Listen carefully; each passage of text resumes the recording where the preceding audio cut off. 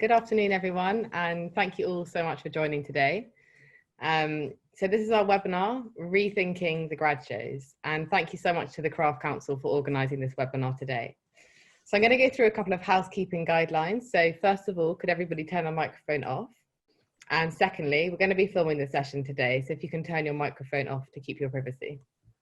So to introduce myself, my name's Izzy Roop. I'm a 3D design and craft student at the University of Brighton, and I'm in my final year. So this is a really exciting opportunity for us to share ideas and alternative approaches, considering all the changes that we've seen over the last couple of months.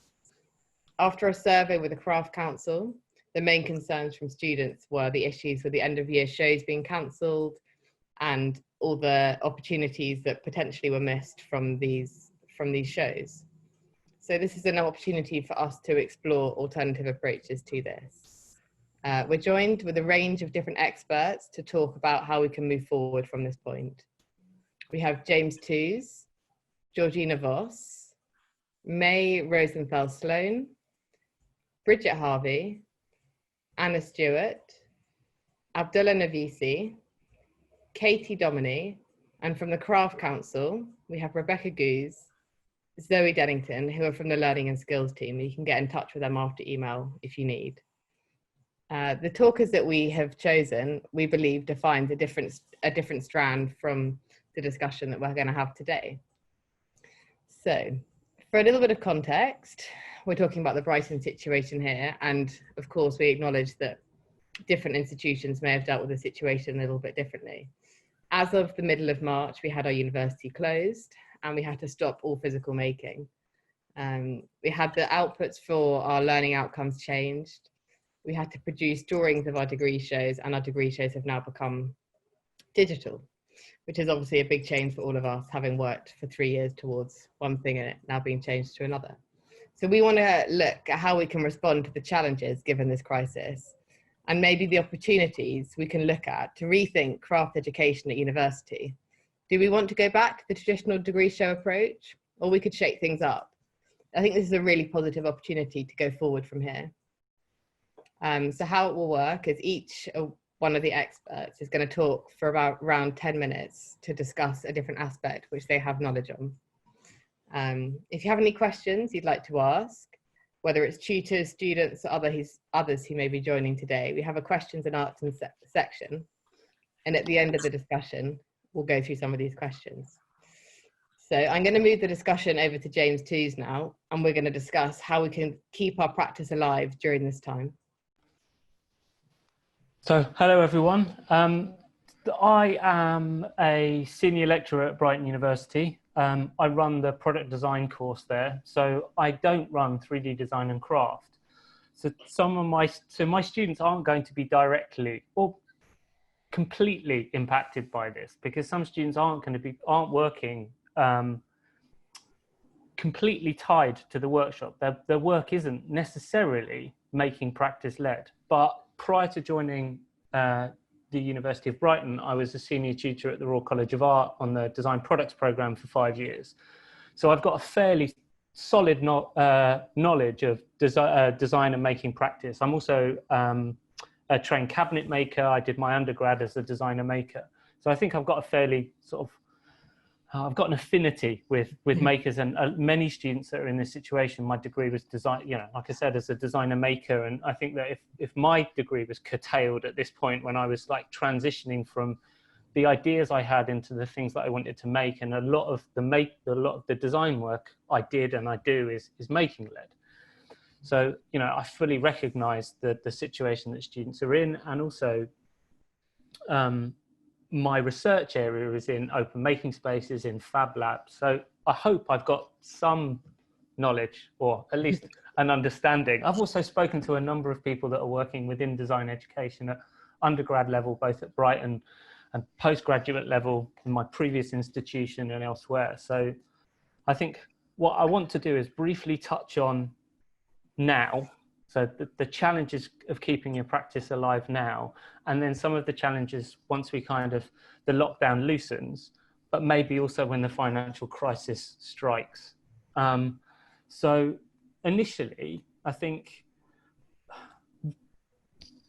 some words of advice, I guess, and observation. So I'm seeing a lot of students being really resilient, really flexible, able to adapt when they can't access particular materials, you know, following Claire Toomey's example of moving from clay to marzipan, or, you know, like finding these analogous ways of practicing. And I think that that's to be really celebrated. The challenge, though, is that, and I think this is where Brighton in the 3D Design and Craft made a good call into essentially say tools down, everyone leave the workshop, because there is a significant disparity between students who have access to gardens, to sheds, to kitchens, to spaces that they can make, and the support network and maybe the financial means to be able to keep practicing, opposed to some students. You know, I've got some of my students who are finding it really difficult, whether it's with mental health or it's with just access to space and time. And I was thinking about this quite a lot, is that I think most crafts practitioners have got the, you know, the flexibility in the way that they work to switch to another way of working. So if the deliverables change within a module, or the requirements change in terms of what you're expected to do, I would expect most students to be able to move their practice and sort of adjust their practice. But the real challenge comes when you don't have the mental space to do that work. And I don't know if I've got the answer for that. You know, I think that, you know, as a head of course, I'm getting a lot of requests for extensions. I'm getting, you know, we've got a mitigated circumstances process, and all of that means that I am seeing the significant impact that is you know, this crisis is having on students' ability to practice. So essentially what I'm saying is there are a vast number of ways for students to keep practicing, but I think we've also got to recognize the real issues when students might be either isolated on their own, financially vulnerable. They might be in situations where the expectation of their family is that they don't work. It might be that they have to work to support themselves. So, you know, I think there's a real challenge there. And certainly the challenge is incumbent on us as a university and as a course to try and support those students as best we can. But it's very difficult because, of course, we're doing it at arm's reach. You know, we can't actually speak to someone or really intervene. Now, the second thing that I want to touch on is what happens when the restrictions lift. And this is where I'm kind of championing open making spaces and fab labs to say that, you know, what we saw after the financial crisis in 2008 was a kind of resurgence and reinterest in crafts and a kind of communal approach to craft. You know, one partly born from the kind of necessity of having to be frugal and the fact that people couldn't buy equipment and sharing it. But there was also something, you know, the rise of the maker on the internet, and there were other kind of cultural factors that fed into that. But I think now there will be a need for us to think more communally about the facilities that we access. And I think that it's incumbent on organisations such as universities and local authorities and the government to support local making spaces. I've seen so many in my time researching and being engaged with Fab Labs. I've seen so many businesses fail because they just don't have the business model. You know, it's partly a gym for making, but it's also partly a social venture. You know, Green Lab in London's no more, Machines Room is no more, Mac Lab in Glasgow is no more. I mean, there's just so many of these spaces that just can't sustain themselves, but they have a real important function. And especially in terms of my experience in design education, is that there's this cliff edge that happens. You know, students graduate and they've got these amazing skills and knowledge of what is fairly complicated industrial technology, and then suddenly they don't have access to it anymore. And I think the COVID crisis has exacerbated that. And I think the thing for us to think about is what do we put within communities? What do we put within arm's reach to enable people to carry on their practice, and specifically for those that are the most vulnerable and have been the most affected by this. So it can't be the kind of premium gym for making, and oh, isn't it nice if we've got this kind of niche community that has access to great tools. We have to really think about a way that we open this up. And I think the university model is a great leveler for giving time, space and facilities. But the problem is that it's locked into a university, and it's not there prior to it, and it's certainly not there afterwards. And I think that's the challenge for us. So yeah, that's, I think, what I want to say. Oh yeah, that's great. That's great, James, to hear all of that. I think that's very true. What you say is the social space of these fab labs is something really important. I think that's one thing I personally am really missing with university, going from a big buzzing social workshop to, you know, sat by yourself in front of a computer. Like, it's such a big change, and, you know, trying to adapt to that is something that we're all working our way around. And I think also the link that you made between the 2008 financial crisis to now, obviously in terms of socially there's a difference because we weren't locked down during that time, but in terms of financial crisis, I think there could be similarities to be seen there. So I think that's a really interesting point to raise. Yeah, absolutely. And it was a point that so a friend of mine, Gareth Owen Lloyd, who teaches on my course, but I've also worked with previously, and worked with Nat Hunter at Machines Room, and he made that point. And actually, the work that he has been doing with his students was to gather a lot of sort of support and guidance from his fellow students or graduates that graduated, because he did at that time in 2008. He sort of went out and found all these kind of snippets of advice for them.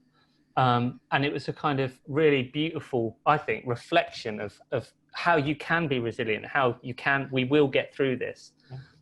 Spoken from, you know, like 12 years ago when we had another financial crisis. And I think the message is that we are going to see a reduction in jobs, but that doesn't mean we're going to see a reduction in work.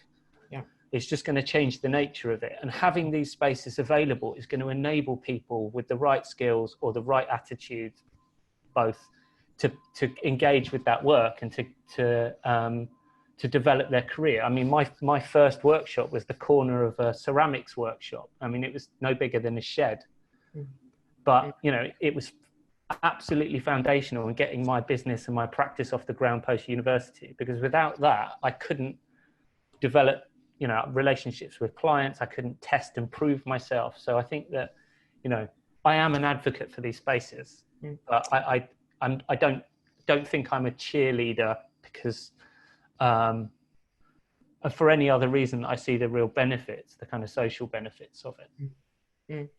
I think you made a point about the resilience of it all, and I think that's something that's really important, and kind of the resourcefulness of us thinking like, oh, how can I potentially still try making with this and still try making with this, or maybe I'll try out doing it with pastry or this or whatever, and still, you know, we have these intrinsic making needs inside us, and whether we can, you know, make in a different way. And that kind of leads us onto Bridget Harvey.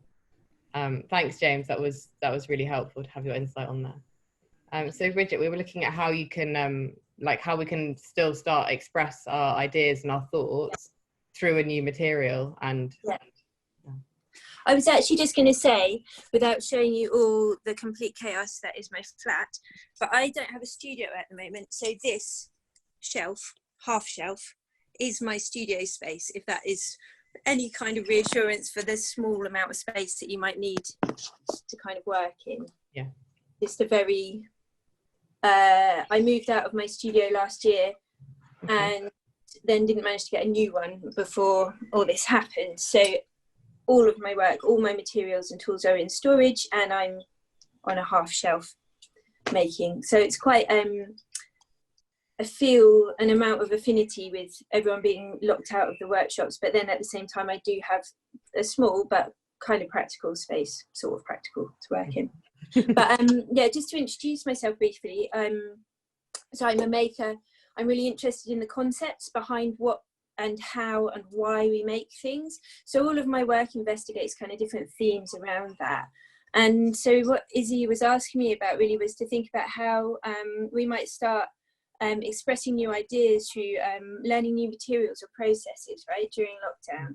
And I thought it was a really interesting question, and I think again it kind of picks up a little bit on what James was saying about having the mental space to do that. And I think there's no need to learn new things at the moment if you're not feeling capable or sort of comfortable with doing that. Sometimes there is a comfort in doing what we know, and maybe that is not even making objects in the way that we might be doing it, but maybe that is cooking or sort of homemaking in some way. But equally, when I was thinking about it more deeply, or on a sort of more studio level, the thing I went back to was this book, which I picked up earlier to have a look at again, Ad Hocism by Jenks and Silver. And the thing I really like about this is that it really advocates seeing what's around you, and it has some really great ideas in it about how people have picked up what's around them to design really great objects with and make really great objects with. And it's not about having access to high-tech tools or materials or in fact anything like that, but seeing a need and responding to it. And I think it's a kind of really exciting way to think about it. And there's loads written about ad hocism. There's loads of projects around ad hocism that are really easy to find online if you don't have the book or you can't get into an e-library to have a look at it. At the moment, there's lots of videos and things as well. On the flip end of it, I was also thinking about distributed manufacturing, which James was kind of talking about really. And I was listening to Gareth Neal the other day on the Material Matters podcast, and how he was talking about actually just outsourcing a lot of his making to the people who do it, and how his workshop is quite full of traditional machinery and not full of these kind of high end or high tech. You know, he said he doesn't even have a CNC machine, and I thought that was quite interesting as well. Just that idea of like, actually, if you can't make something at the moment, are there parts or all of it that you can actually ask other people to? And is there a way of sort of safely passing materials around? You know, can you participate in that kind of way? And it maybe gives you an opportunity to question or follow traditional forms of making. Like maybe actually we need to kind of seek a new route through these things. And maybe this is an opportunity to say, I always used the print studios at the university, and I thought I'd go to this print studio and work there, but now I can't. So how can I subvert that, or how can I change it so it works with the materials that I have to hand? And in that sort of sense, I spent quite a lot of time in my practice looking at kind of quite lowbrow materials, because I'm really interested in kind of accessibility of making and the kind of materials that mimic traditional ones. So low temperature enamel, for example, which is a sort of powdered plastic that you can put in your oven, but functions in in a similar way to traditional enameling practices. That's not to say we shouldn't be aiming high for our outcomes, but I just think there's, you know, space for all sorts of different materials within that. And actually at the moment, if we're confined to a small domestic space, or we're working in our kitchen, you know, what is there that is outside of, like, say, cooking materials, but within we'll work with the machinery that we have to hand, or the tools that we have to hand. Someone I think who's really good at doing that is actually Shane Waltner, if anyone knows his practice. He works a lot with fibres, and what he's been doing recently is just collecting plants from around him and stripping them down, and then making things from the fibres that he collects, from the plants that he collects. And it's really interesting. So he has quite a strong presence online that you can find a lot of his work and a lot of his performances through that. So that was sort of one of the things that you were asking. And then you were also asking about, Izzy, using craft to convey feelings, right? Yeah.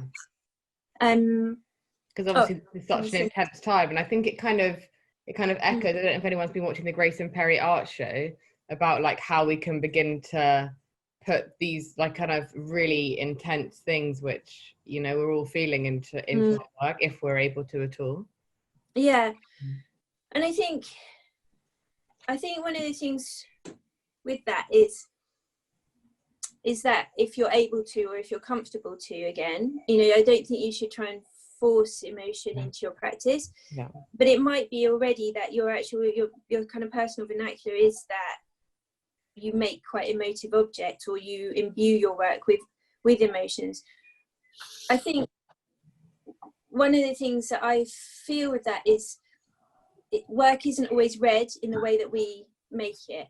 So you might feel something with your emotion, but other people might not see it or resonate with it. And maybe that's actually quite comforting in some senses, because actually it keeps it a bit more private, even though potentially you've made a work that you're happy to put into a sort of more public sphere. And also that emotion is quite subjective, or highly subjective. So, you know, what might constitute an output, or like a place for you to output those feelings, for you might not kind of do the same for other people. So actually there's a lot of like textile pieces that I keep seeing textile pieces coming out of this, but actually maybe textiles isn't something that works for you, and you should really try and stick within, or it's good to try and stick within your own kind of language of craft, your own materials, rather than sort of forcing outcomes. I was also thinking about other makers who do that. So I had a piece, I just pulled this off my wall, but only because I wanted to use it as an example where, for me, this piece is something I made a few years ago, and for me is really full of emotions, and it provokes quite a lot of feelings in me when I see it, and when I handle it. But to other people, it doesn't look like that at all. And actually, I quite like that, because it kind of keeps kind of like it's private, isn't it? It's like it's you kind of own that emotion, and if you feel that, then you feel that for the piece. Yeah. If I look at it, for me, you know, it could be something very different.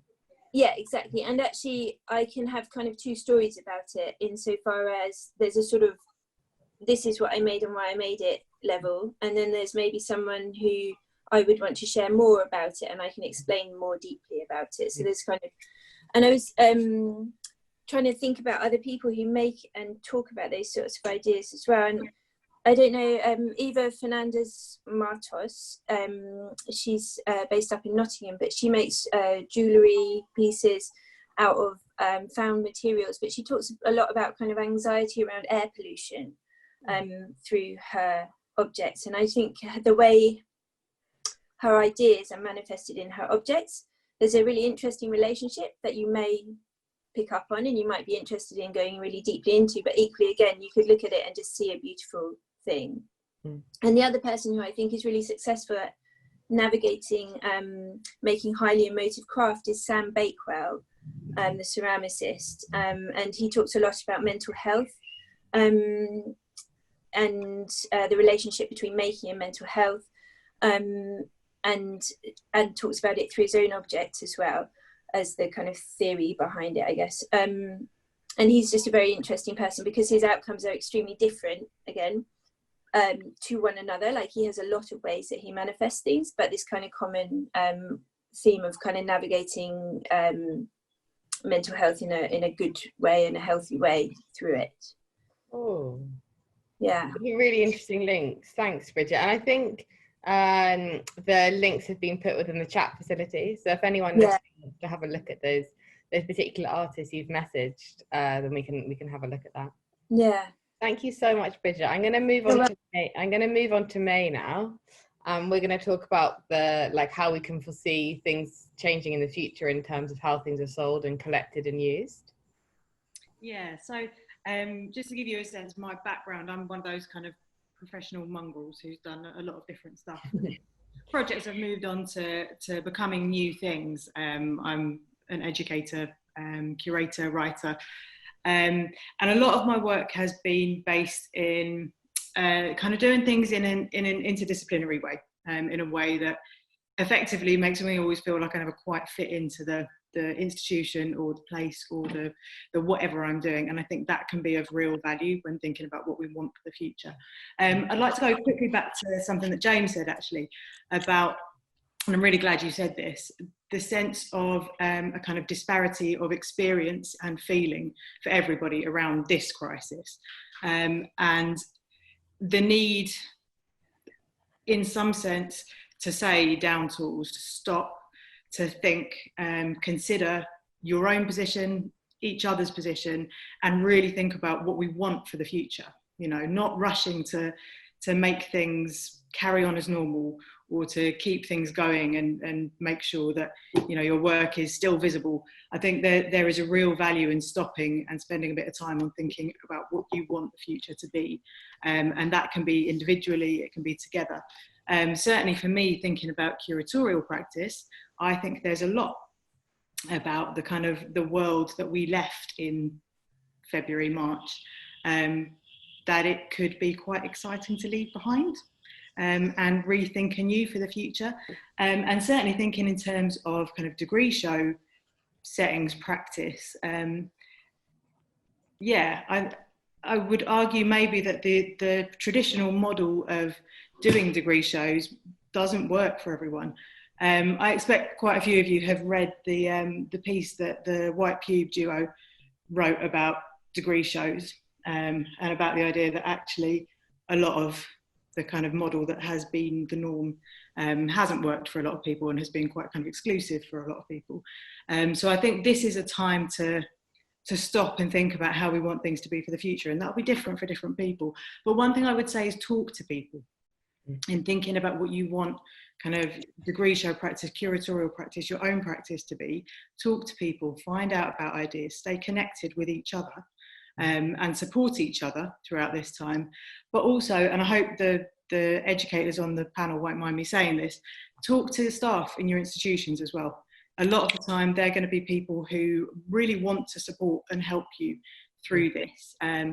They are individuals as you are, and I think it's really worth noting that for individual members of staff in institutions, they may also be feeling kind of uncomfortable, uncertain about the direction that your institutions have taken.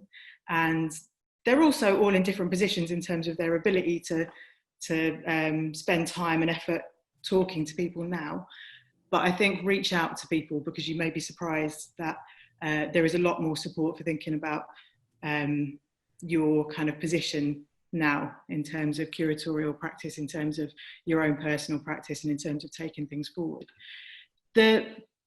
The other thing that I was asked about today was the idea of trying to foresee how this situation will challenge the way that art, craft and design are used, sold and collected in the future. And I think so a couple of weeks ago, I broke one of my favourite coffee cups, and I decided I wanted to buy a new one.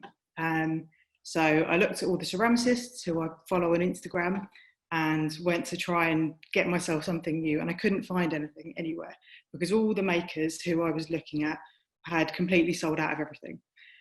Now, I don't know if that's unusual. I suspect it is. And I think there is something at the moment about the disconnectedness that we're kind of experiencing, which has made people really excited about the idea of kind of material experience, tactility, a sense of objects, of making, of really feeling things materially. And I think actually, possibly surprisingly, there's a bit of an opportunity here in terms of the way that people are engaging with the material world around them, and possibly something that we can look to for a different kind of togetherness, perhaps a different kind of market, because I think we need one. I don't know if you're all following the Artist Support Pledge on Instagram, but it's a really, really interesting idea that was started by an artist called Matthew Burrows. And it's basically direct kind of communication and sales between artists, makers, and each other and a broader kind of public. So people selling work for under £200 all over the world, and money going directly between buyers and makers. So there's no profit being made by anybody who's not actually producing that work. And I think there's something quite exciting and quite kind of democratic about that, which hopefully will continue after this is done. It's certainly something I would like to see more of. That said, I think it's also worth really thinking about the kind of landscape for art, design, craft practice that exists outside of a kind of traditional art market setting, work that's not made for making a profit. And I think this is where I feel kind of worried about a sense of practice and a sense of curatorial practice once we emerge from the lockdown, because it was already a really kind of challenging landscape for a lot of people, with really, really tight, fierce competition for funding, and in many cases a kind of lack of time, space, intellectual kind of space, time, resources to be able to develop and make work that is effectively not going to profit anyone. But I think in a situation like this in particular, where there is so much kind of potential for everything to change, and that could be a really exciting thing, we need that kind of work more than ever.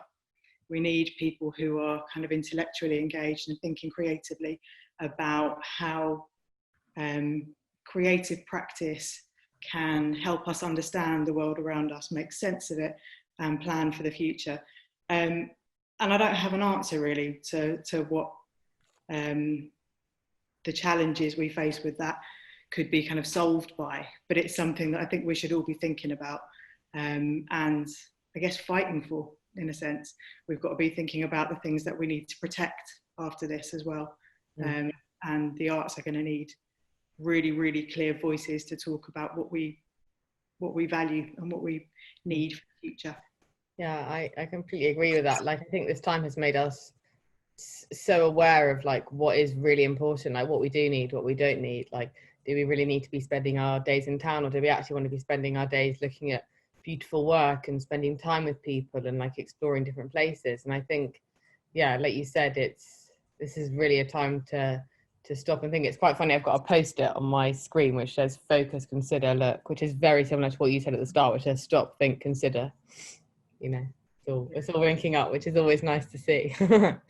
And you said about kind of us having a voice and what opportunities can come with this, and that kind of leads us nicely to Abdullah. May, thank you so much. That was really interesting to hear your insight.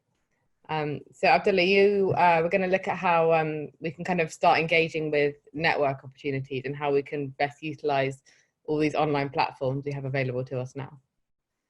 Hello, my name is Abdullah Nafisi. I'm talking from Nafisi Studio. My wife and I, Kate, run this business together. Our aim is to enjoy the process every day. Every day we look into how can we better next day, and it's very fun. We love problems. We love hard days. When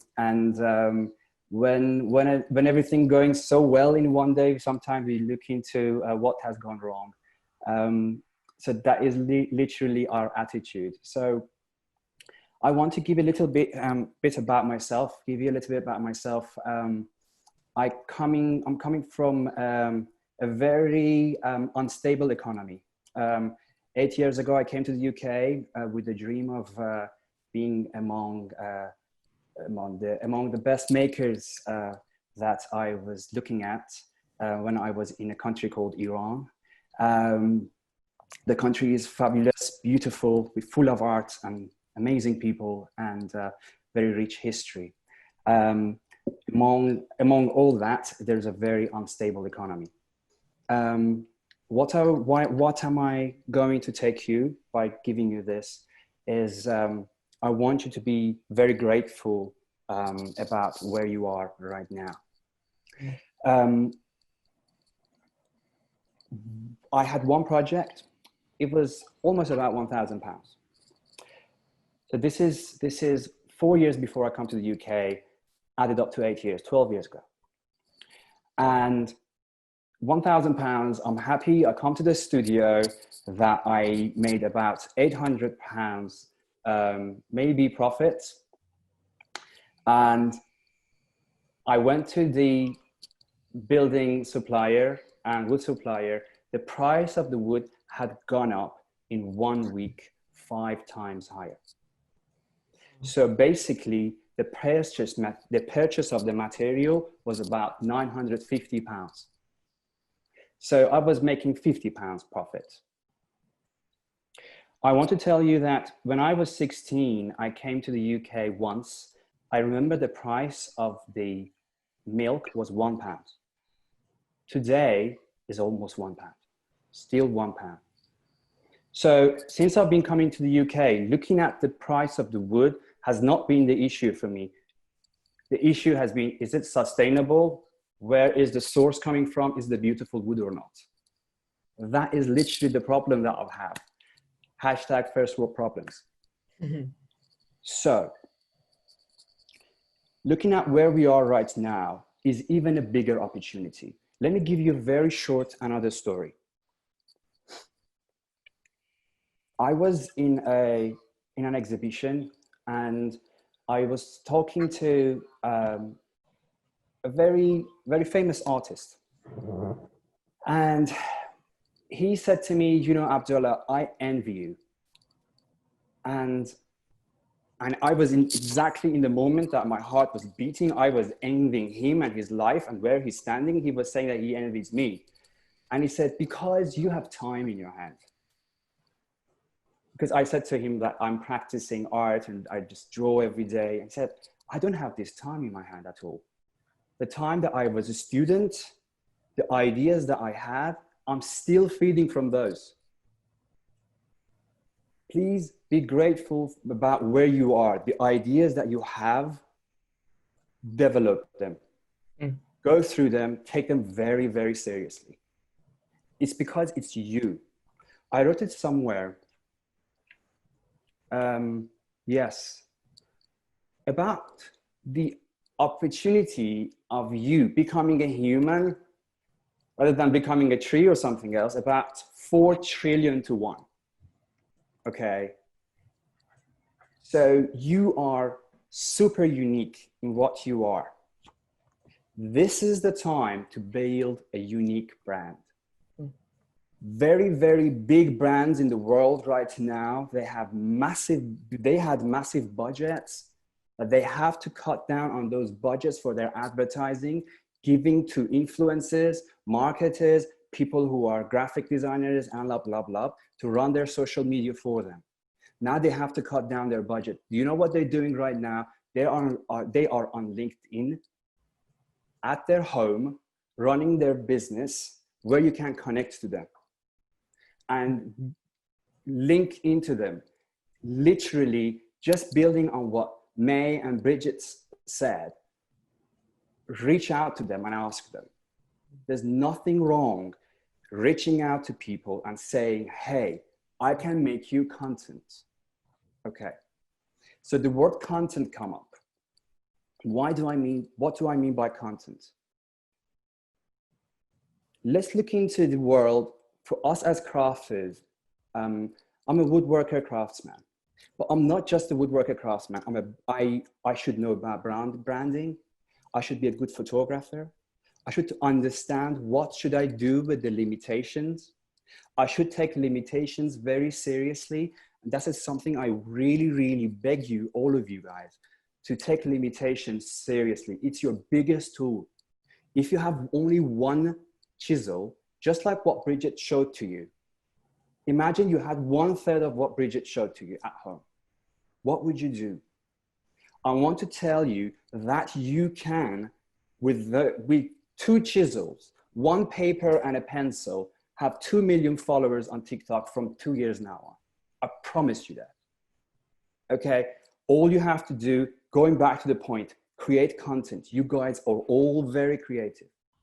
All you really have to do, look within yourself and then ask yourself, What is it that you really like and you're very comfortable with? Don't worry about what others are doing. Don't worry about what Abdullah Nafisi Studio doing. If what I'm doing is bothering you and you think that you're comparing yourself to my Instagram, unfollow me. Boom, easy, right? Look into yourself and then create your best content. Don't worry about your friends, people around you. There are about 6 billion people in this planet, okay? Or I don't know how many. At least you will have 1 or 2 million people who are really, really looking for that way of thinking that you already have in your room. Say you are in prison, okay? You have a pencil and you have a pen and you have a paper. Come up with some sketches, okay? We all have a little mobile phone, which is so powerful. You can create time lapse and create content. Okay, just quickly, I went all the way. Okay, so what do I mean? So what am I going to do, Abdullah? So you are a little bit confusing me. Okay, I see what you're saying. I see where you're going. But how can I apply it? Okay, I'm going to tell you that I was very confused a few years back. Thanks to Craft Council.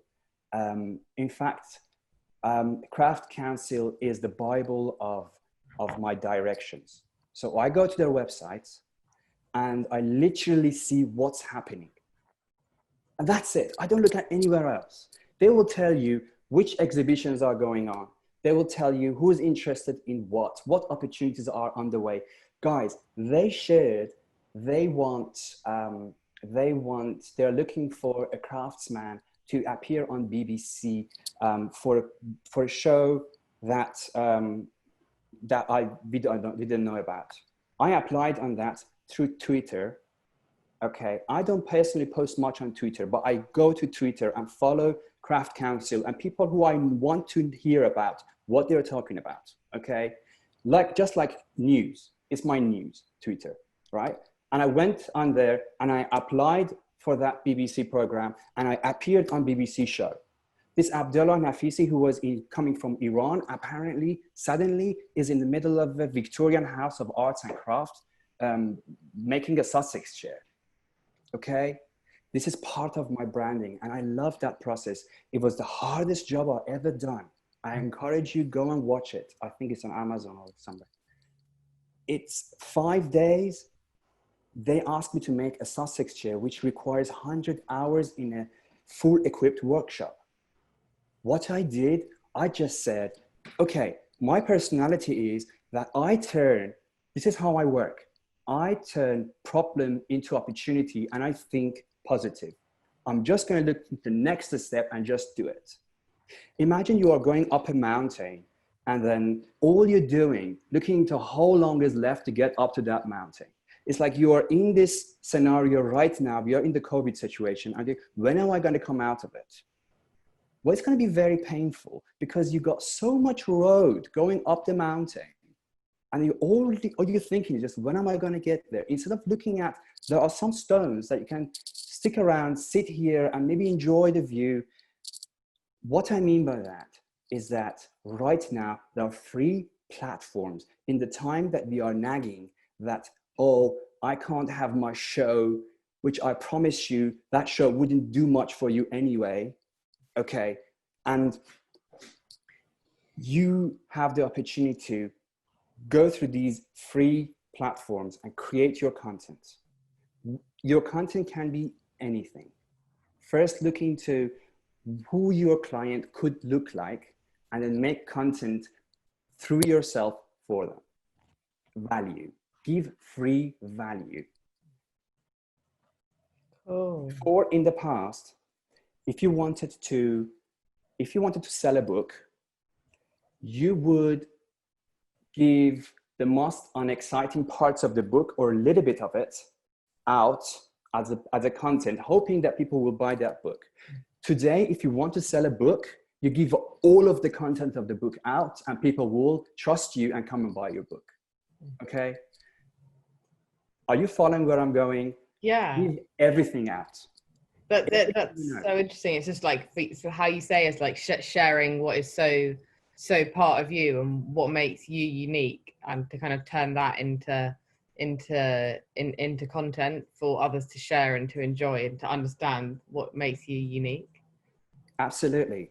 And so what I did, I created a very small in my checkbook. So all of it is go to hard work and branding. Okay, hard work and branding are equal to one another, in my opinion. Okay, if you want to take 4 things away from what I'm talking about, is patience, consistency, give value, and care about your branding.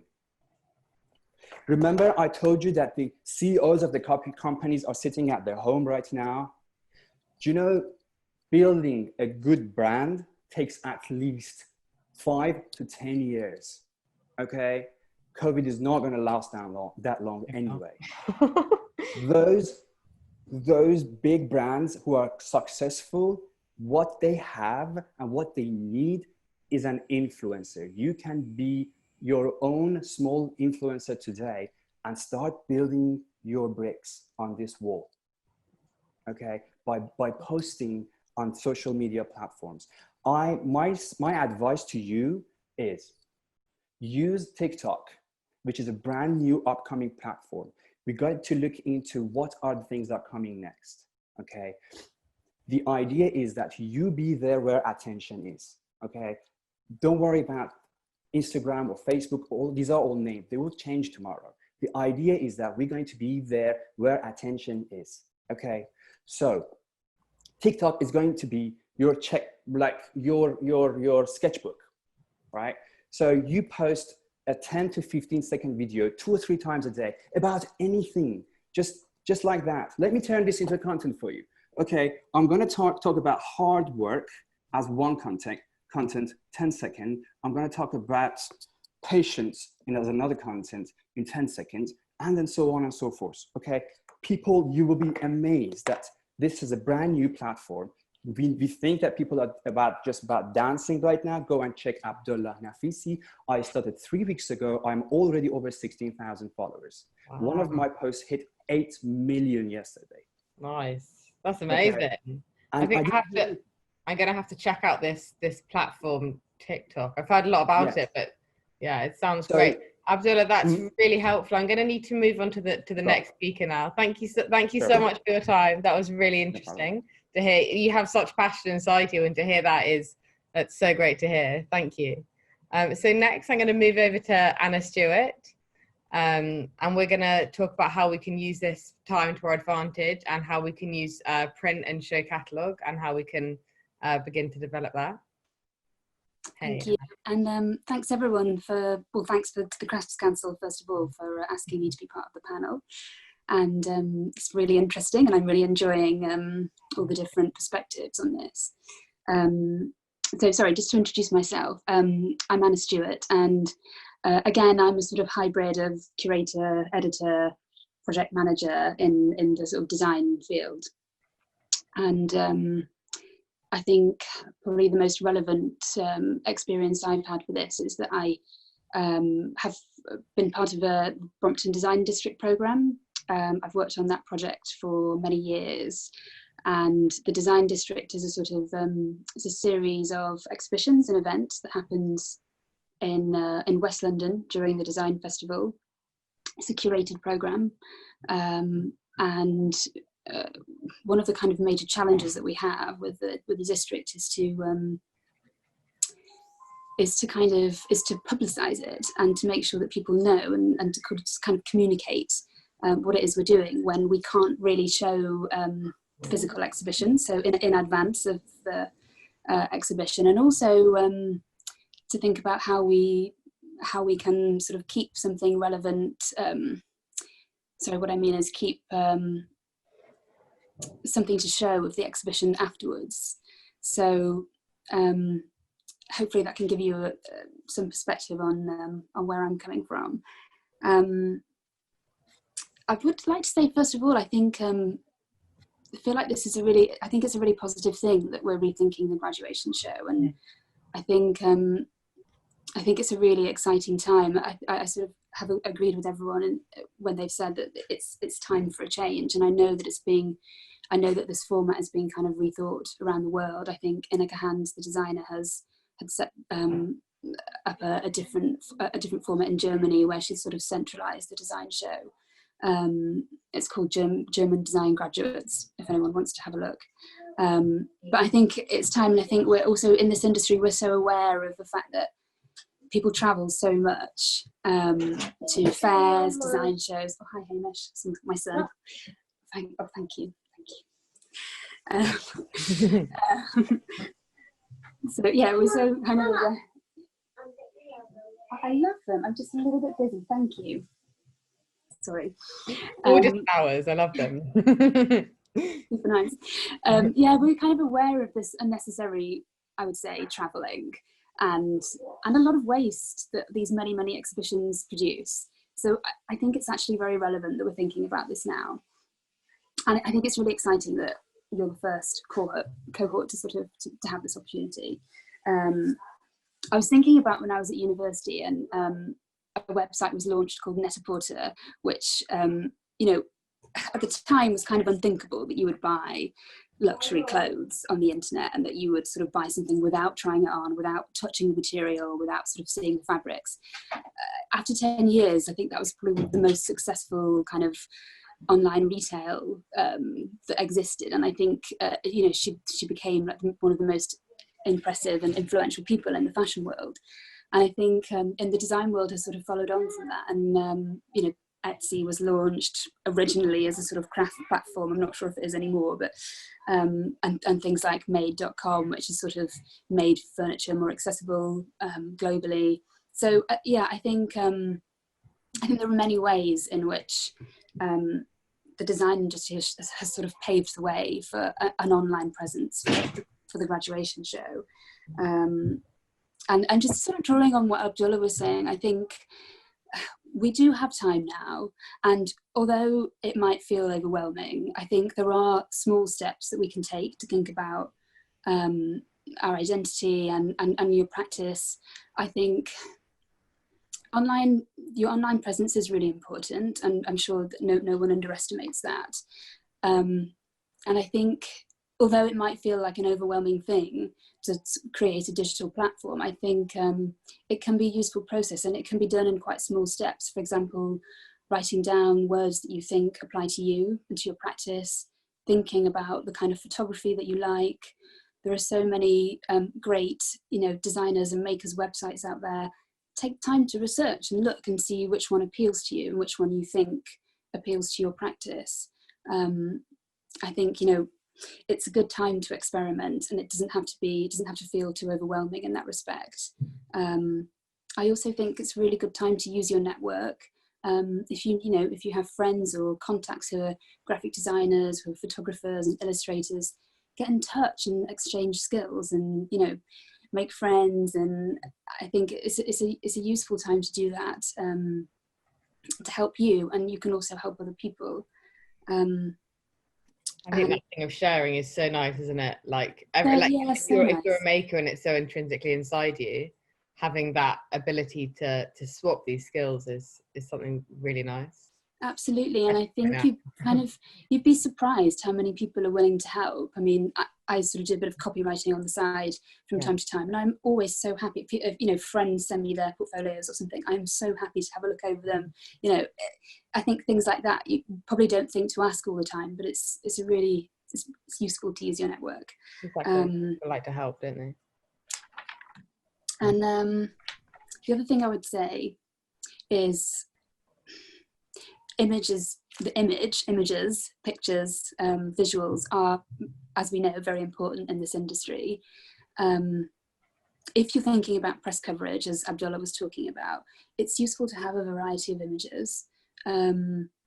It's useful to have different backgrounds, if possible. If you can manage to sort of find people to help you, or to do it yourself, experiment. Different backgrounds are important for different publications. I would say also to think about having some human element in pictures, that helps a lot. Okay. That's helpful to know. And some publications prefer cutouts, so also to have it on a white background. It's sort of thinking about, you know, what works in magazines. Look at DZine, look at Disenyo, look at Freeze magazine. You know, these are all like good examples of the kind of publications that you might want to be thinking about. Okay, I'm going to talk about publications now. Cool. So I started out working in publishing, actually, so it's very much in my heart, tangible materials and printed objects. And what I would say is that I think, yeah, they are very much that. They're sort of tangible support documents, I think, for your online presence. I think the difference between the two is that with websites, you have to be quite concise because people don't tend to read that much online. I think with printed materials, you can go into more detail, expand more about your practice. What I would say is that, again, there's no need to feel overwhelmed by the thought of printing a publication because it can be ever so simple. Some of the best exhibition like guides I've seen have been A3 printed paper folded, you know, cleverly, and with maybe one colour print or two colour print. You know, it doesn't have to be an expensive and laborious process. It can be a very simple document. I think as long as it's well put together and the text reads well, I think that's the most important thing. Again, that sort of clearly conveys what the image that you're trying to get across, doesn't it? Like, yeah. It can be simplistic, but exactly. I think thinking, actually that's sort of my final point, that thinking about things holistically. So be concise. Also think about how website, any printed material, your Instagram account, TikTok even, how everything links together and what your visual language is. I think that's a really important point. Also, I would say, sorry, final point. As a curator and as an ex-student in design history, putting together an exhibition or show, the preparation and the planning is actually the most exciting part, because that's the time that you're thinking about the narratives, you're thinking about what works together and the composition. That's the time when kind of the magic really happens. So I really think it's a very useful process to do, even if the exhibition might not take place itself. I think it's a very useful thing to kind of go through yourself or with co-collaborators. I think to really think how you would do it and to explore that would be a really exciting project. Cool, Anna, that's so helpful. Yeah, hearing about, like, again, oh, there we go, 4 o'clock. Now we all know.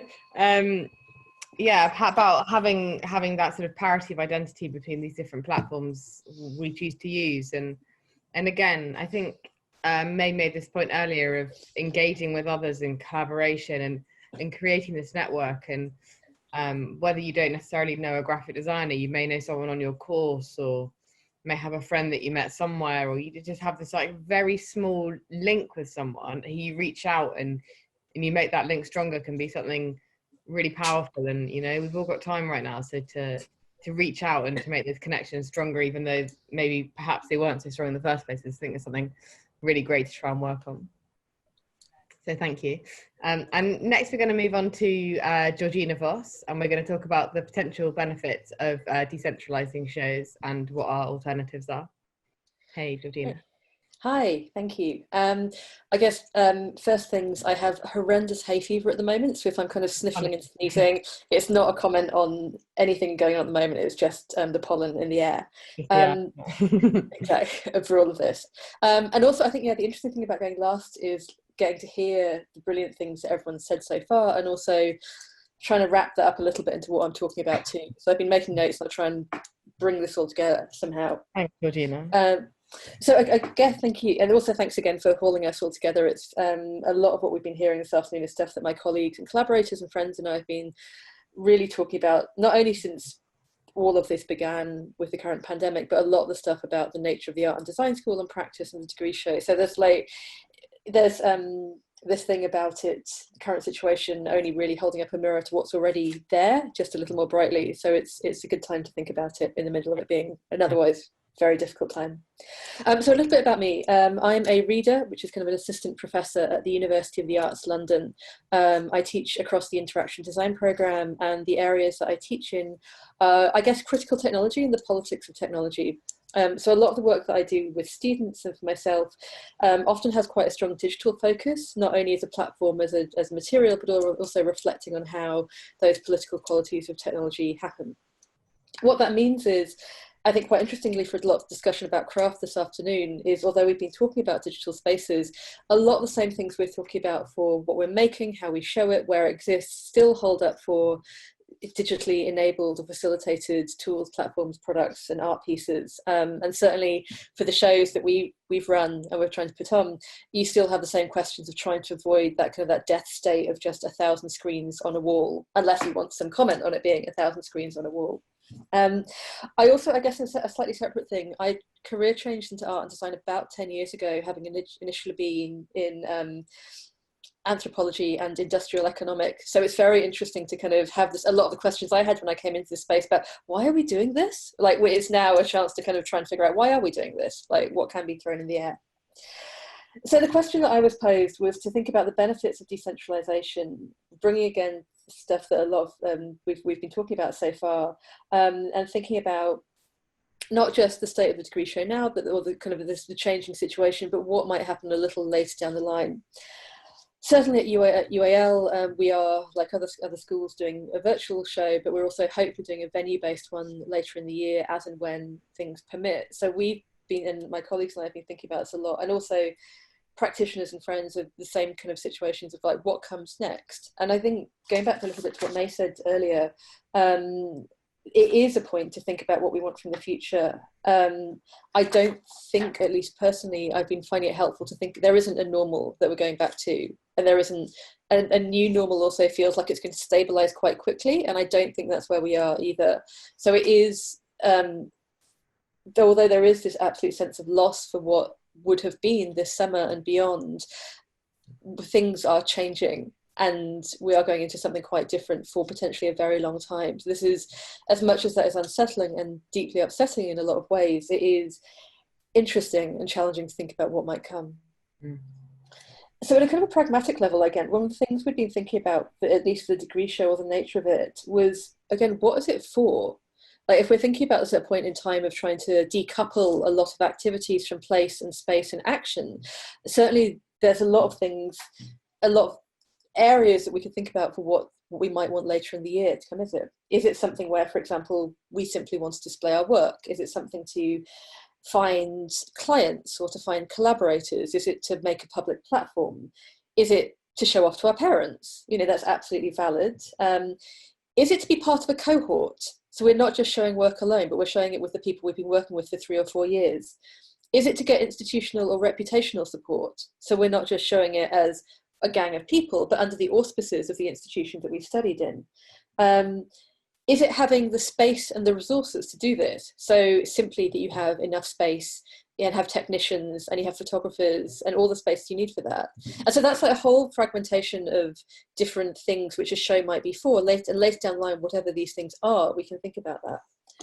Again, as May mentioned, and I think I stuck up in the comments, the excellent essay from the White Cube about so my degree show is cancelled, now what, is really good.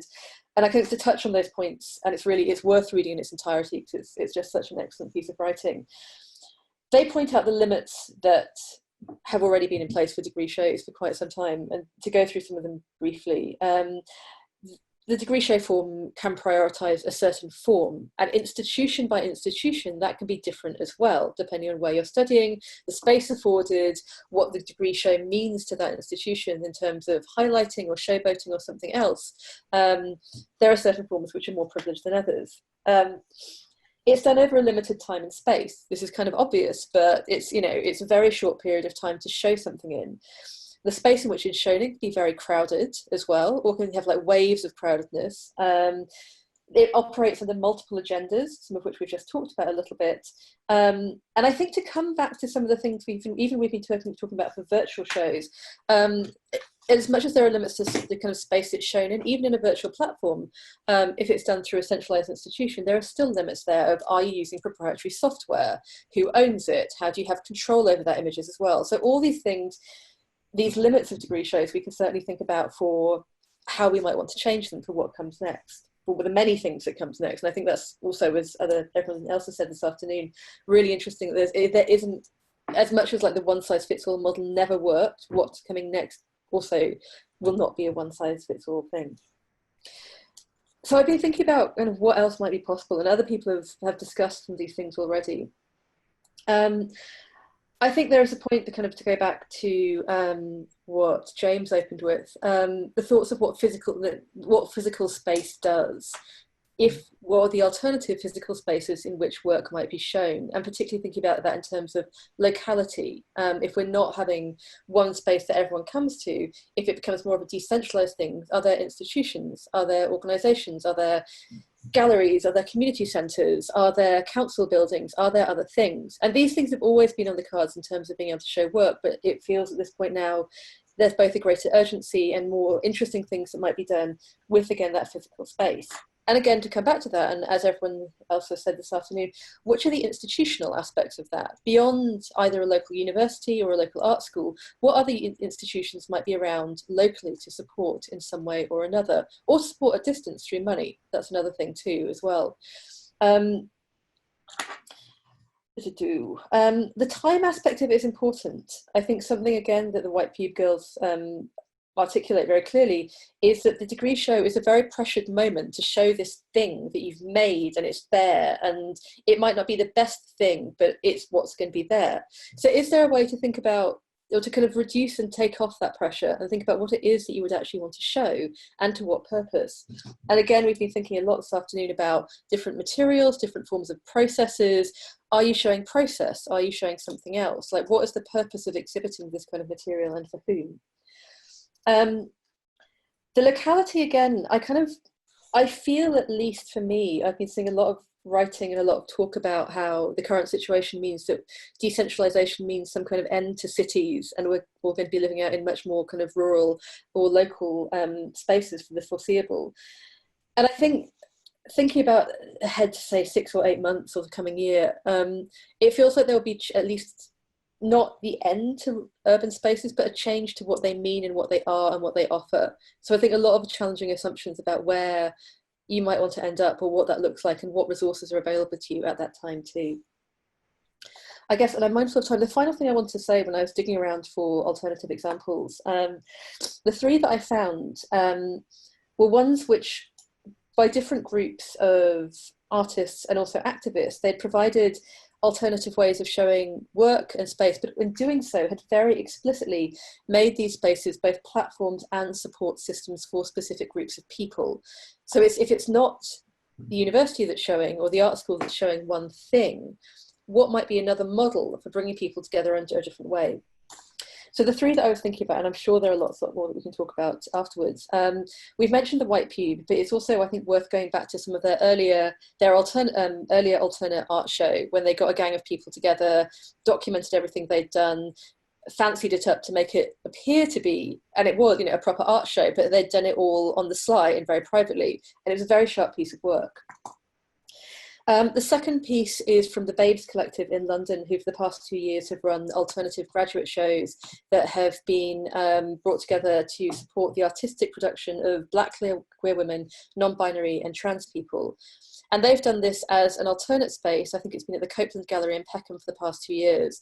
And again, as much as this is a graduate show in its own right, it's also a form of a platform and a support system to support a specific group of people. Finally, although it's not a graduate show, the Guts Gallery that opened in London, I think last year, again to support underrepresented voices in the art scene, has done really interesting work and continues to do really interesting work in how they rethink what the art scene is, what support is needed, what business models are there, what space looks like for this kind of work as well. And these are just 3 that I've been looking at for some time. I'm sure there are many, many more. But it's I think interesting not just to think about the graduate show or what comes next as the thing, but potentially as a model for something else, as a kind of a vehicle, a set of tools to get you somewhere, not just as a space, as a room to put things in, but its own sort of machinery that will help us think about and make, I guess, whatever's going to be coming next.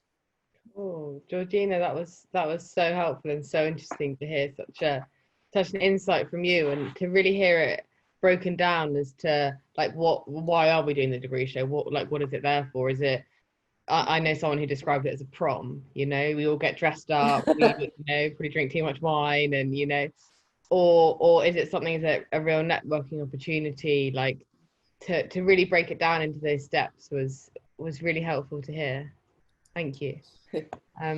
So next we're going to move on to Katie Dominy. He's going to speak briefly. Katie Dominy is the co-founder of ArtThread, which is like a leading platform for emerging artists, bridging the gap between education and industry. And Katie's going to talk a little bit about the initiative they're starting to run. Hi everybody. Yeah, Hey. I'm Katie Dominy from ArtThread, and we this year, because we run ArtThread, which is a online platform for students and graduates. And obviously, way back in February, we were starting to get know about the problems that everyone was having, and gradually it was becoming more and more apparent that no one was going to have an end of year show. So then we were in discussion with ID Vice, and we've come up with an online version, an online graduate show, which is global, and it's open to all students and graduates of this academic year. So that goes from September 2019 through to this June, because we wanted to include the whole world. So for the Southern Hemisphere, we've got the graduates who graduated at the end of last year. And what we're going to do is that everyone can upload up until the end of July. And then we're going to have a judging panel, shortlists, and mentors, mentoring sessions. And then we're going to have winners, sponsored winners, and that's all going to come to a head in some time in September, because we realise that it is a very tough time for everybody, and this is a way of people being able to have their work recognised, whether they went to an institution that would have had a fantastic show, or whether they would have been somewhere where their show was very small. So open platform is amazing. Yeah. It's like a level playing field. I think so, because for us that's really important, that it's open to everybody globally to have the same opportunities. So we've been putting a lot of things online about what would be the best. Oh, and the other thing that's really, really important is that what we're saying is that obviously people won't have the opportunity to create their final finished pieces of work like they would have done. So they've had to change. And as the other speakers have said, they've had to use different materials, they've had to go in different directions. So what we've said is that what we're really interested in is the creative process. So it's not necessarily the outcome that they would have had originally, but what we're interested in is seeing how they've adapted to their circumstances and created something new. And I think that's really where we think that actually what we're going to see is like even more creativity, because people have had to really think on their feet, think alone, or maybe with their colleagues, as to how to create work on their own. Because it is very patchy in terms of the support that they've been getting online from tutors. Some institutions were set up really well in advance. They had a fantastic Blackboard system. They could switch to online lectures instantly. Others, especially smaller institutions, had real issues with it. And then also we're seeing very patchy ability of students to be able to deal with it. Some are having problems with Wi-Fi connections, and that's obviously meaning that they're struggling far more than others that don't have that. So I think, for us, we want to make this a sort of a celebration of people's imagination and creativity. Yeah, Thank you, Katie. Thank you. So helpful and so exciting to hear this exhibition you're putting together. It's so nice, like I said earlier, to have like a level playing field rather than like, oh, my institution's got loads of money, therefore I've got this space and this lighting and this person helping to create and all the rest of it. To have that platform is something really interesting. I think the Craft Council have put a link to that into the chat facility. Guys, that was such an interesting discussion. And I just have a couple of points I'd like to say, and then a couple of questions that I'd like to pose to you guys, and then I'll go through the questions and answers from everyone attending. So I think it's like, at this point, it's good to focus on the positives that could come of this, like really shaking things up and consider, I think I said this earlier, is like it really draws attention to what's important to us, whether that's intrinsically you or whether it's for like everyone around you, or what's really important at this time and how we can kind of develop moving forward from here. I think another thing that's kind of been briefly touched on a few times is the whole all of our mental health. Obviously this is such a global situation and we are all in this together. I think also with uni, as it is with everyone who's had such huge changes in their lives, I think it's very like good to be aware that we are all we're in a grieving process, and I think it's great for everyone to be aware that like that will hit us all at different times, whether it's tiredness, whether it's upset or whatever, you know, we're all going to be affected by that. And I think it's really important during this time to reach out to people and know that everyone is here to support each other. So one question that I kind of had is about jobs, and that question came up a lot with the initial survey that the Craft Council put out, and about the best way to kind of approach companies, how to get jobs, what sort of jobs we could have considering the skills that we've got. Obviously the first year out of university can be quite a hectic one. I think more so considering everything that's happened, even people who've got developed careers are struggling at the minute. So I think, yeah, just the best way that we can go about approaching companies post-university and post-graduation. So do you mind if I start to answer that one? James, yeah, thank you. So I would say it's a long game. Yeah. Right? It's this design practice, crafts practice. It's a long game. It's a life's work. Yeah. So don't worry too much about the first year. Don't worry too much probably about the first couple of years. Of course, you're going to have concerns and you're going to want to get off the starting blocks and into a career and really, you know, like make the most of your potential. But, you know, like post-university spin is a thing that comes from leaving university, leaving the support network you have of your peers, your tutors, the workshops, everything. And that is disconcerting at the best of times. So this is, you know, in many ways, the COVID crisis has been a kind of easing into that anyway. And yeah, you know, like when I left university, and like, I think many of my peers, you don't go straight into design jobs. You sort of show your work, you try and get traction. I went and worked for a couple of companies within the first year of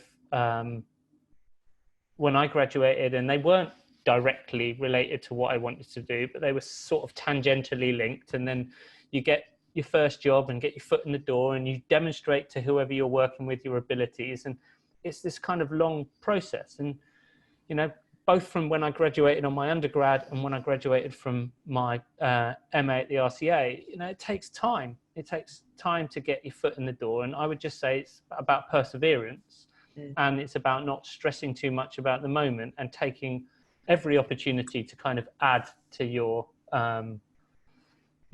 abilities, even if it's recognizing how terrible your boss is at that given moment and thinking, I'm never going to be like that. When I run my company, I'm going to be in this way. So it's like taking all of that experience and adding to it. The other thing, you know, and I think many of today's panelists have touched on this, is about putting your work out there, putting yourself out there, being generous, being interesting. You know, like that's the thing. If you want people to be interested in you and see your value, you've got to demonstrate it. Yeah. So whether that's on TikTok, on Twitter or whatever, it's just find the channels you need or that you can exploit to showcase your work. And I think if your output, the final thing, has been hampered by this crisis, then, you know, as Katie said, it's show your process. I mean, like, I'm far more interested really in process than I am outcome. If I don't get the story of how someone arrived at something, it's sort of like, I don't know, it comes across a bit flat. I want to know what the struggle was, what the ideas were, where this is going next, where it's come from. So I think all of that really matters. And if students can think about and practice how they demonstrate their work to others, and they do it as much as possible, then I think they're going to put themselves in a good position. And also, don't stress too much. Take what you can get and make the most of it. Cool, James, that's so helpful. I think the stressing is something really we need to recognize is a hindrance to us.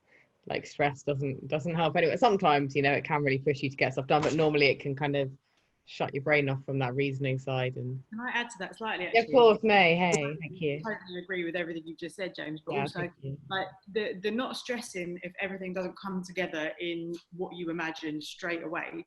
Actually, that also is time for you to develop. That's time for you to develop as a person, as a rounded individual who has experience of doing jobs that aren't, you know, the ones that you desperately want, that may hopefully come down the line. But I think there's I actually know people who have found the kind of quote unquote ideal job, but they've done it too soon. And they haven't had that time actually to develop their practice, to develop themselves as humans, but also who years down the line kind of think, well, what next? And I think there's something really valuable actually about, again, that time to kind of pause. And obviously you're going to be needing to survive as well. But that time to really try and develop and work out who you are and what you want and what you don't want. Yeah, and I would add to that too that if you've got, you know, some kind of a Saturday job or whatever that supports you, which allows your practice to flourish without putting the pressure of making your practice create your finance, stick with the Saturday job for a while. You know, there's no harm in working in a bar so that you can practice as fully and freely as you want to without saying, I have to make all these compromises to make a saleable product or whatever. You know, there's merit to sort of having your finger in a few pies, particularly when you're first starting out, to reduce that stress, I think. Yeah, I agree. And it also adds another community, doesn't it, having that?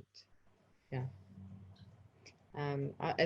Katie, sorry, did you have a question? Yeah, I was also going to say that at this time, because it's sort of ongoing, I can see also that there is an opportunity for those graduates who are interested in the digital realm to perhaps be able to get some freelance work from craft organisation. I mean, although obviously people are finding it very difficult, on the sort of slightly more medium term, as we all move towards more digital world, there's a lot of people out there who haven't got the people within their organisations who are really on top of that. So I think it is an opportunity for students. If that's something that's really interested in you and you can do that, I think that is a really good opportunity to perhaps, even if you just get something that's like a couple of days a week working for an organisation, because for them, if they're sort of, you know, a bit older and they're like, oh, well, I can't really do this. If you're, you know, really go, oh, I can do that in 5 minutes, you know, that is a really good opportunity for you to just get some extra money from home.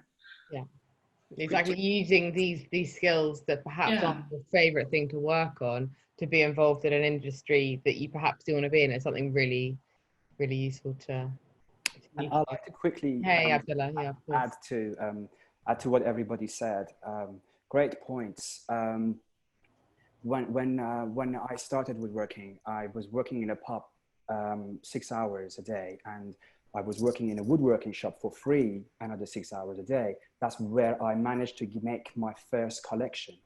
So I highly advise you to reach out to makers, people that you like, enjoy and follow. Number one, ask for their advices. You are students, we're all happy to give you our time. Just be patient, keep reaching out. Me making John Makepeace took me 1 year on Twitter, on LinkedIn to meet him and to get the advices that I needed from him. So if one thing that all businesses are doing at this time, practitioners, we are trying to lower our overheads. I advise you to do that too. So the idea of going out, trying to have your own apartment, or my advice is go back to your parents, go where you actually can live close to free, and think about your brand next to working somewhere, bringing the income. And literally, I personally haven't been on holiday for 4 years, and I enjoy the process, as James said. So I really do. The more you go to the process, the more it will clear up to you. It will become transparent to you, enjoy it more. So the more dedication you put into it, bring your overhead down, find somewhere that you don't have to spend so much money to live in there, and then find a small job, reach out and ask people, as many as I can. Watch a Steve Jobs film as many times as you can. Remember how many times he reached out to people until he actually got a response. And so Victorian times was all about fellowship, asking, and collaboration. Right now, what I'm doing, I'm making half of a piece of an art piece and sending it to another artist to finish it. We're using Royal Mail. So there are lots of opportunities out there. Think about it, reach out to us. We're all happy to give you ideas, and no question is small. Oh, amazing. That's a really good point. But also that, just going back to degree shows for a second, reach out to people and invite them to any kind of digital alternative as well. And don't forget about that. As Abdullah says, people want to be involved and kind of hear what you're doing. And the new exciting talent coming up. Exactly. Yeah. And Georgina, sorry, I've talked a lot. Just one very, very quick thing. We are looking at you guys, what you are making, what you're thinking, because one part of in our heart, we think we are growing older and we are not cool enough. So you guys, what the ideas that you have are very, very valuable. Get them out there in the contents. Sorry, thank you. Thank you so much. Georgina, did you have a point you wanted to make? I guess very quickly to add to what everyone else said about patience and finding the things that work for now, and absolutely please do reach out and email people and be shameless about that.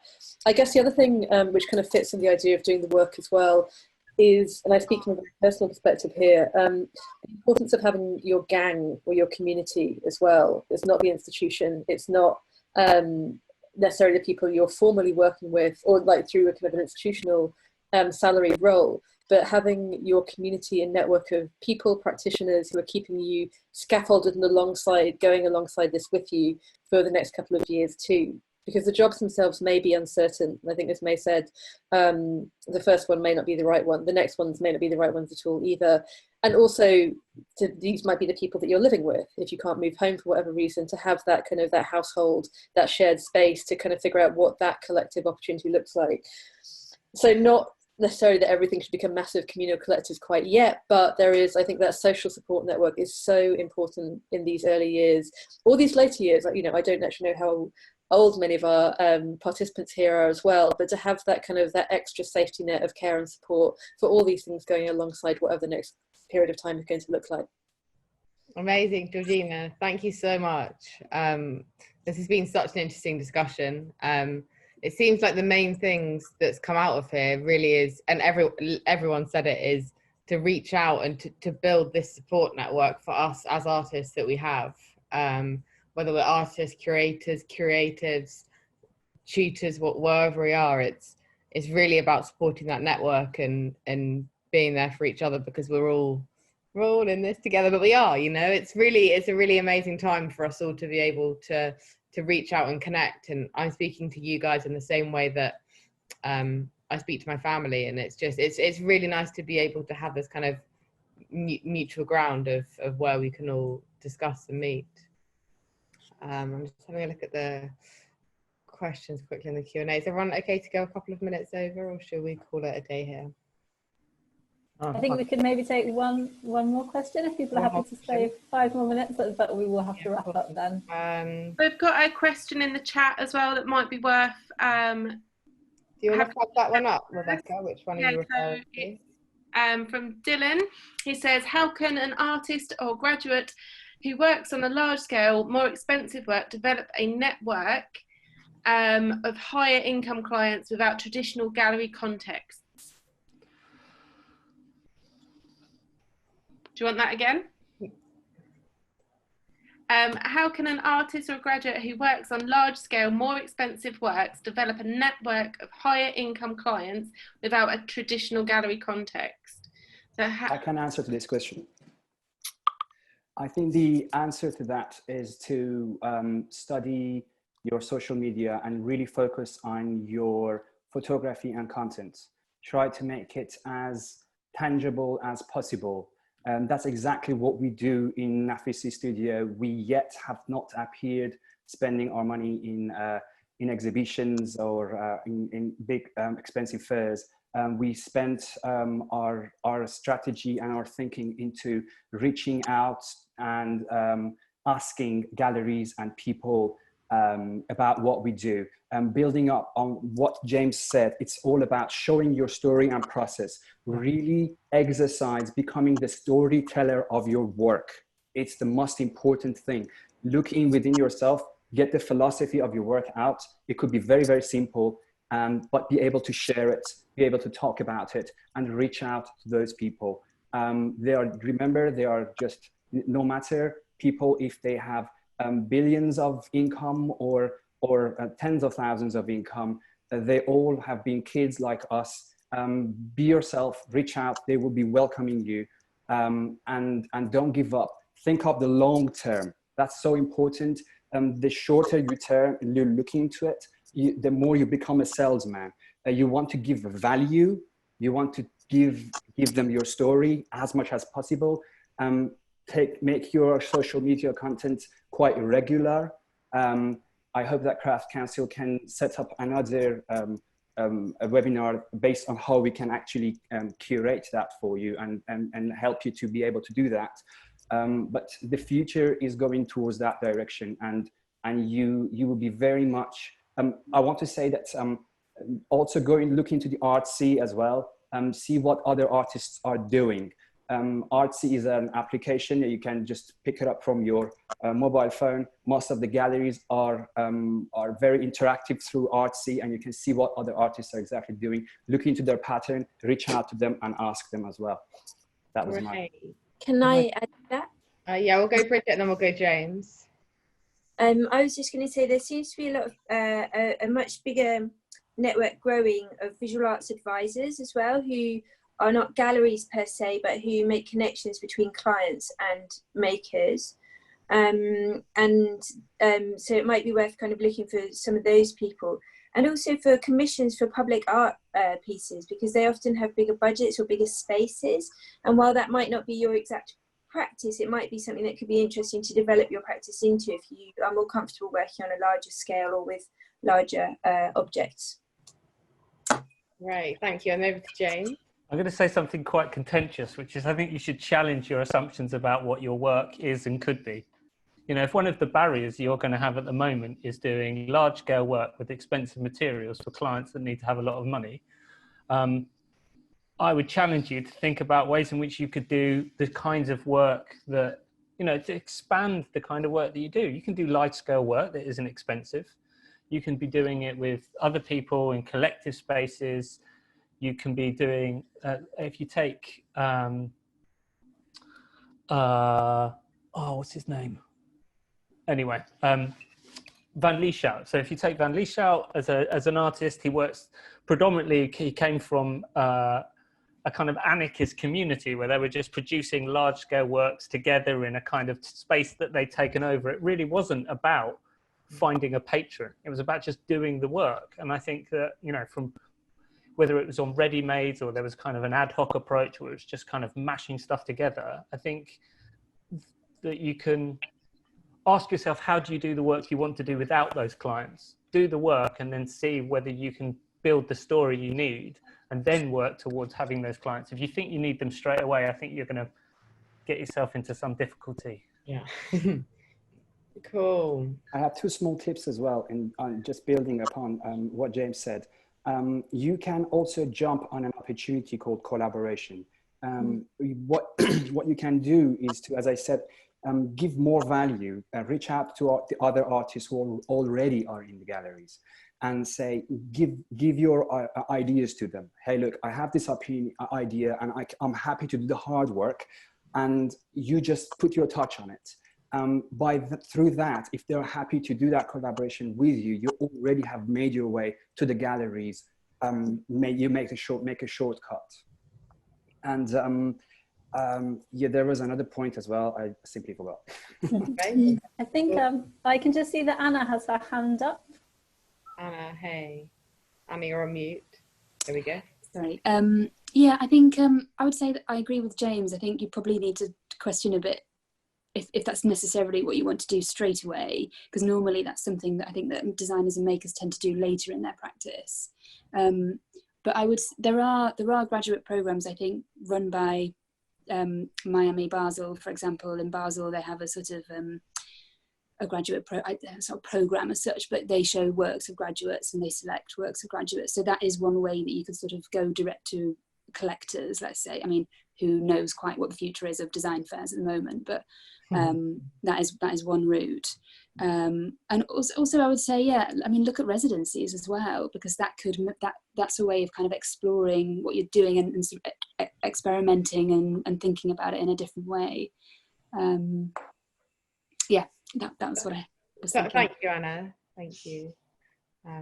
One thing we just worked out is that objects also that go on the walls, they seem to sell a bit better than objects that take floor space. So if you're passionate that you want to make that high-end piece that you believe that it's collectible, it's obviously subjective. I believe that looking into your case will give us a so we can give you a better solution to that. But say if you're going to make that high-end piece, my suggestion to you is to look into the wall spaces and smaller objects that people can actually take home with them, and look into the lower price bracket. Again, going to Artsy, you can look into which objects have sold higher. So objects more than under £4,000 are almost 70% of the sales in Artsy. So it's good to look into these informations and work within those brackets.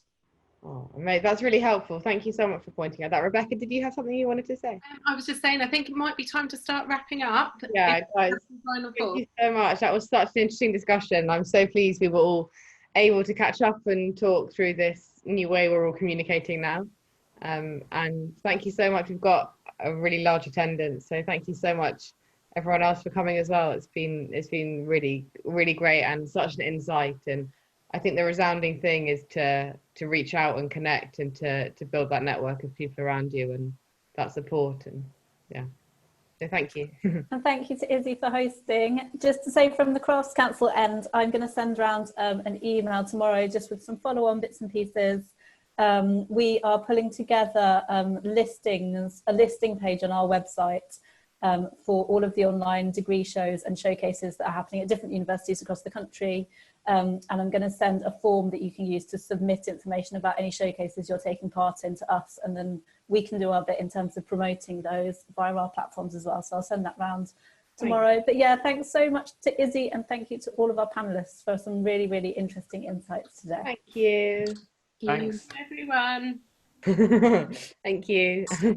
Bye. Bye. Bye.